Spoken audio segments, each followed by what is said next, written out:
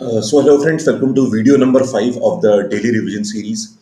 तो special equations हमने कल देखा था, मतलब पिछली वीडियो में देखा था। तो बेसिकली स्पेशल इक्वेशंस में तीन फॉर्मेट्स बहुत क्रूशियल होते हैं। एक हम देख चुके हैं, एक हम आज देखने वाले हैं। This is probably one of the most important formats. ये ऑलरेडी प्रोडक्ट फॉर्मेट में होता है, पिछला रेसिप्रोकल फॉर्मेट का था, और एक प्लस माइनस वाला भी होता है। तो तीन फॉर्मेट्स में एक कवर कर चुके हैं, एक आज कवर करेंगे और एक इसके अगले वाले वीडियो में। तो ये तीनों फॉर्मेट्स लगभग काफी कवरेज हमारा कर देते हैं। मेनली यहीं से आने की चांसेस थोड़ा सवालों की होती है। तो चलिए आज देखते हैं सेकंड वाला format, which is again very very important. ठीक है, इसके जितने भी एलैबोरेशन से वेराइटीज बन सकते हैं, हम सबकी बात करेंगे। ठीक है, तो let us start the video. तो मैं जिन सवालों की बात कर रहा हूं वो भी आप देख लीजिए। तो यहां पे इक्वेशन तो आपको इस फॉर्मेट में दी होती है। उसके बाद there are two type of answers possible जो हमें देखने पड़ते हैं।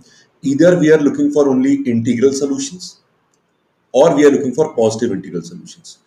तो पॉजिटिव इंटीग्रल या इंटीग्रल दोनों में कनेक्शन क्या होता है उसकी हम लोग बात करेंगे, कि दोनों में आंसर्स में हमें कैसे मॉडिफिकेशन करने पड़ते उसकी बात करेंगे।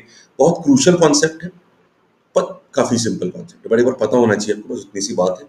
यहाँ पर जैसे पिछले वाले में रेसिप्रोकल वाले में हम लोग क्रॉस मल्टीप्लाई करके एक तरफ लाके उन्हें प्रोडक्ट फॉर्म में ले आते हैं और सारे फैक्टर ले लेते हैं।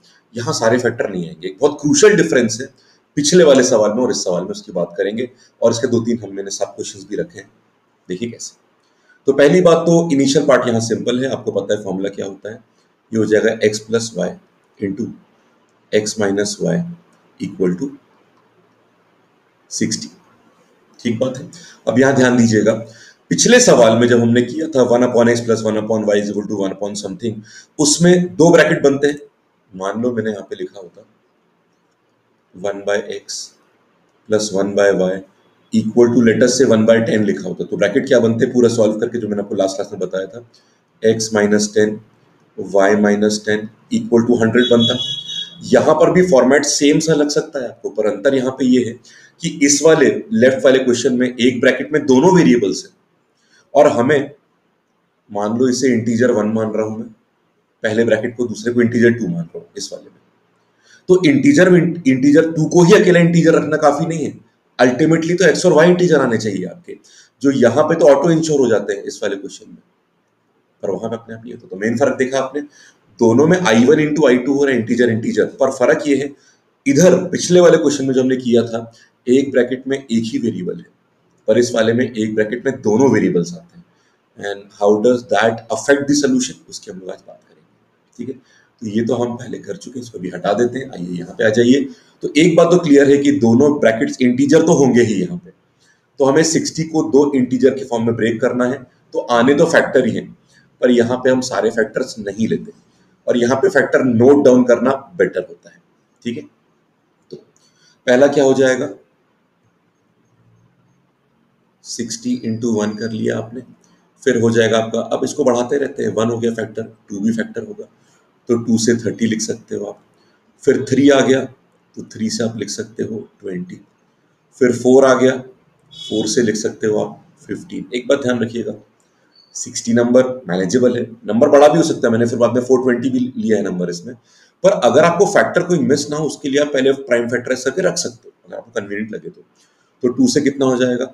अब देखो 60 में उतनी जरूरत नहीं पड़ रही, पर बड़े नंबर में जरूरत पड़ सकती है आपको, ताकि कोई भी पेयर हमारा मिस ना हो इसमें। 2 से फिर हमारा 15 हो जाएगा, 3 से 5 हो जाएगा, और 5 से क्या हो जाएगा, 1 हो जाएगा। क्लियर है बात, तो देखते चलना कुछ मिस ना हो जाए। 4 के बाद हमारा 5 आ जाएगा, तो 5 से कितना हो जाता है, ये 12 हो जाता है। उसके बाद 6 आ जाएगा, 6 से कितना हो जाता है, 10। 10 के बाद देखिएगा 7 तो आएगा नहीं, 8 भी नहीं आ पाएगा, 8 को 2 3 बार चाहिए होता है, हमारे पास सिर्फ 2 2 बार है। और 9 भी नहीं आ पाएगा, 9 में 3 2 बार चाहिए होता है, हमारे पास एक बार है। इसके बाद आएगा 10 और इधर 6 आ जाएगा। अब देखो पेयर उल्टे होने वाले हैं, तो अभी इंटरचेंज मत करो, इतना ही लिख दो आप। ठीक है, क्लियर। तो इन क्वेश्चंस में पेयर की पूरी लिस्टिंग करने की जरूरत नहीं, जहां पे इंटरचेंज होना चालू हो जाए वहां पे रुक जाएगा, क्योंकि अगला क्या होने वाला है, अगला क्या आएगा, यहाँ पे 10, यहाँ पे 6, यहाँ पे 12, यहाँ पे 5, सेम कहानी रिपीट होनी है। तो वहां पे तो हम इनको सारे काउंट कर लेते हैं एक बार, पर यहाँ पे सिर्फ इतना ही लिखिए।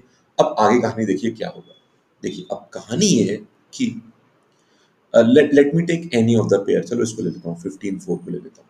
ठीक है, पहले तो इसको हटा देते हैं, कि तो आपको भी समझाने के लिए लिखा था मैंने।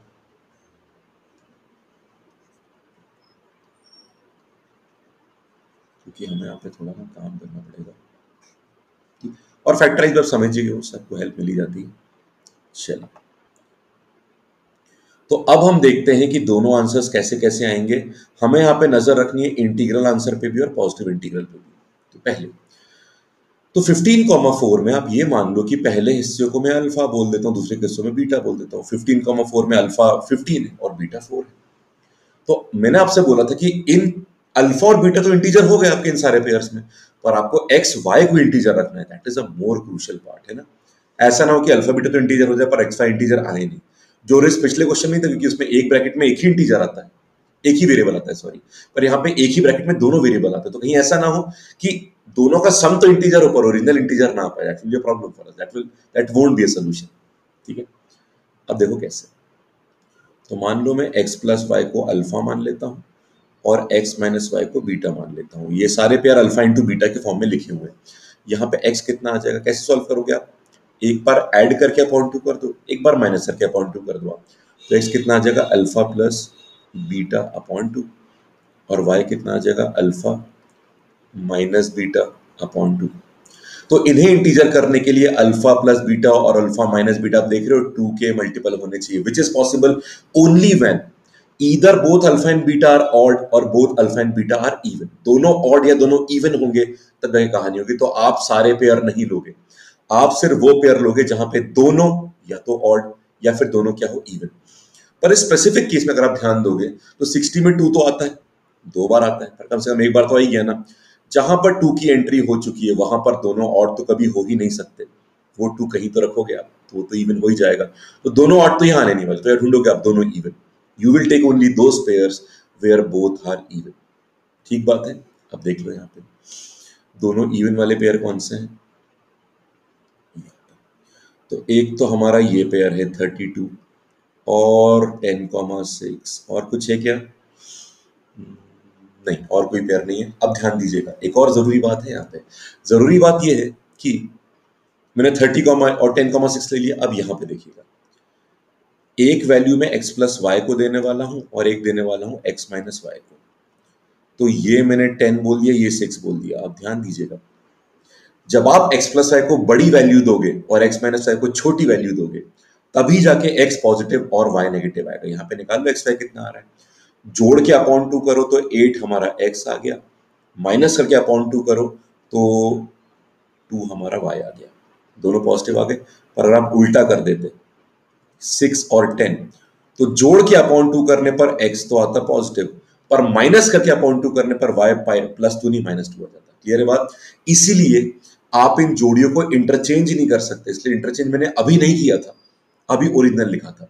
तो इसमें आप बड़े दोगे बड़े वैल्यूज, जैसे मान लो आप 15,4 नहीं ले रहे हो, पर अगर लेते ना तो 15 देते x प्लस वाई को और 4 किसे देते आप, तो 15 देते हैं x प्लस वाई को और 4 किसको देते हैं x माइनस वाई। पर ये तो इंटीजर ही नहीं देगा, तो छोड़ दो बात। तो इसलिए 30,2 ले रहे हो आप इसमें 30 दोगे x प्लस वाई को और 2 दोगे x माइनस वाई को। अगर उल्टा कर दिया आपने, छोटी वैल्यू x प्लस वाई को दे दी, तो इंटीजर तो बनेगा पर माइनस में चले जाएगा। बात क्लियर हो गई? तो देख लीजिए, अगर मुझे पॉजिटिव इंटीग्रल आंसर चाहिए तो आंसर आ चुका है। What is the answer? 2 is the answer. You don't have the right even to interchange the pair, वरना कहानी माइनस में चली जाएगी। तो पॉजिटिव इंटीग्रल आंसर होगा आपका इवन इवन पेयर, आपका 2 आंसर आ चुका है इसमें। अब इंटीग्रल आंसर में क्या फर्क पड़ता है वो एक बार ध्यान से देख लीजिए। इंटीग्रल आंसर में क्या फर्क पड़ेगा? इंटीग्रल आंसर में डिफरेंस ये आएगा कि आप यहां पर इंटरचेंज कर सकते हो। देखो फर्क कैसे आएगा, यू कैन इंटरचेंज, मतलब कि अगर आपने x प्लस वाई को लिया यहां पे 10 और 6, तो आप x प्लस को छोटा भी मान सकते हो, क्योंकि नेगेटिव आएगा पर इंटीजर तो आ रहा है, तो आपको इंटरचेंज करने का राइट मिल गया। तो ध्यान दीजिए, यहां पर आपके दोनों आंसर्स डबल हो गए, तो आपके आंसर 4 बन गए। एक राइट और मिला आपको, वो राइट ये मिला, अगर 30 इंटू 2 और 2 इंटू 30 60 होता है, जो 60 चाहिए आपको यहां पे, तो -30 इंटू -2 भी 60 होगा, और -2 इंटू -30 भी क्या होगा, 60। तो आप ये 4 पेयर्स में दोनों चीजों को माइनस कर सकते हो। किसी एक को माइनस मत करना, वरना प्रोडक्ट -60 बन जाएगा, पर दोनों को माइनस करने पर माइनस इंटू माइनस फिर से प्लस बन जाएगा। तो इसलिए आपके ये चारों फिर से डबल हो जाएंगे, तो आपका आंसर 8 हो जाएगा यहाँ पे। और एग्जाम्पल देख लो यहाँ पे, आप 10 6 और 6 10 लोगे तो -10 और -6 भी ले सकते हो, और -6 और -10 भी ले सकते हो। तो हर पेयर का आप चाहे 10 6 ले लो या 32 ले लो, इलेबोरेशन करने के 4 तरीके होते हैं, तो इसलिए आंसर 4 गुना हो जाता है। क्लियर है बात? तो मान लो आपने कोई पेयर लिया तो वो 4 गुना हो चुका है। तो मान लो ओरिजिनल का आंसर आपका 3 आ रहा होता, तो क्योंकि इंटरचेंज कर सकते हो तो 3 6 बन जाता, और क्योंकि आप सबके माइनस भी ले सकते हो तो 6 12 बन जाता। 4 गुना आंसर होता है। एक डबलिंग होती है इंटरचेंज की वजह से, और एक डबलिंग होती है माइनस लेने की लिबर्टी की वजह से। ठीक है, तो इसीलिए क्योंकि यहां पर हमारी वैल्यू ओरिजिनली कितनी आई थी, 2 आई थी, तो आंसर 4 गुना मतलब कितना हो जाता है, 8। खत्म। लॉजिक समझ गए आप? ये एलेबोरेशन आपको मैंने समझाने के लिए करवाया है।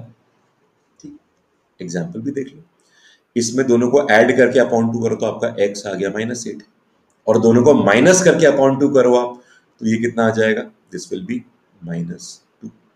और यहाँ पे ऐड करके अपॉन 2 करो तो ये -8 आ गया, और माइनस करके अपॉन 2 करोगे तो +2 आ जाएगा। भाई -6 ऑफ -10 इज +4 एंड 4/2 इज 2। तो देख रहे हो आप, आपकी 4 सोल्यूशन आ गए, 4 पॉसिबिलिटीज आ गई, पर इन सब में कोई एक नेगेटिव है या दोनों नेगेटिव है, पर ओनली पॉजिटिव ओरिजिनल पेयर में आता है। जब बड़ा दोगे अल्फा प्लस बीटा को और छोटा दोगे अल्फा माइनस बीटा को। तो क्लियर है बात? देखो, मैंने आपको डिटेल प्रोसेसिंग बता दी, पर एग्जाम में इतना काम मत करना, एग्जाम में सीधे आंसर निकालना। फॉर विदाउट डिटेलिंग अगर आप सीधे आंसर शुरू में निकाल लोगे तो आप एग्जाम में हर समय कंफ्यूज होगे। इसलिए एक बार बात समझना जरूरी था, एग्जाम में सीधा आंसर निकाल देना। ठीक, चलो एक एग्जाम्पल में और बता दूं, 420। इसके पहले पेयर बनाते हैं, तो इसमें आप पूरी कहानी नहीं करेंगे, जल्दी से निकालते हैं answer. x + y into x - y equal to 420। तो यहां पे ध्यान दिया आपने, फैक्टर फॉर्मूला का यूज अवॉइड करना, सीधे पेयरिंग कर लोगे तो आपके लिए आसानी होगी, वरना बाद में आपको उतनी मेहनत करनी पड़ेगी, पेयर छूटने का डर भी रहता है, because you can't take all the pairs.